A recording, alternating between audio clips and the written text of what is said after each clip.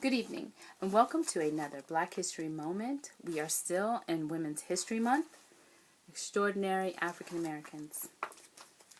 Elizabeth Bessie Coleman, pilot, 1896 to 1926.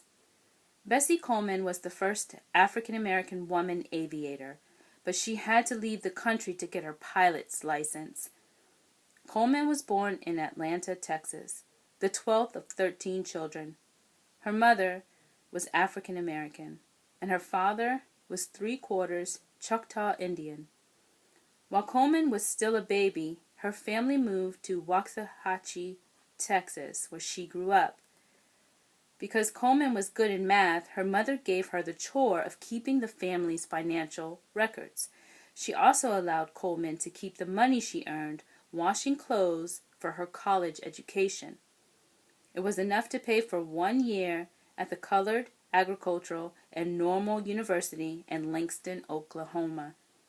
In 1918, soldiers, including Coleman's brother Johnny, began returning home after fighting in World War I. They often talked about the exciting new airplanes they had seen. Coleman knew she had to learn to fly, but where? U.S. flying schools were segregated. They refused both African Americans and women. However, with the help of two people, Robert Singstake Abbott, founder of the Chicago Defender, and Jesse Binga, president of the Binga State Bank, Coleman was able to attend flying school in France. She received her pilot's license on June 15, 1921, from the Fédération Aéronautique Internationale. Coleman returned to the United States and began what was known as barnstorming, participating in stunt flying exhibitions at state fairs, circuses, carnivals, and other events. Known as Queen Bess, Coleman ruled the skies with her daring performances. But no matter how high she flew, Coleman never forgot the African Americans on the ground. She insisted that her audiences be integrated, and once refused to perform until other pilots dropped notices across the city letting African Americans know they were welcome to attend her performances.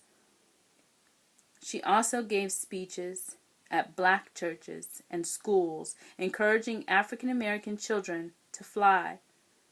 Though Coleman dreamed of establishing her own aviation school, it was not to be. In 1926, she was killed when the controls on her plane jammed while she was practicing her performance for a Negro Welfare League benefits show in Jacksonville, Florida. Today, she is one of the few women featured in the Black Heritage Postal Stamp series.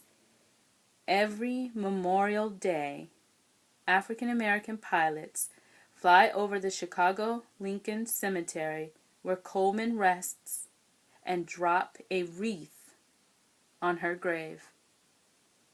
Thank you for listening to this Black History Moment.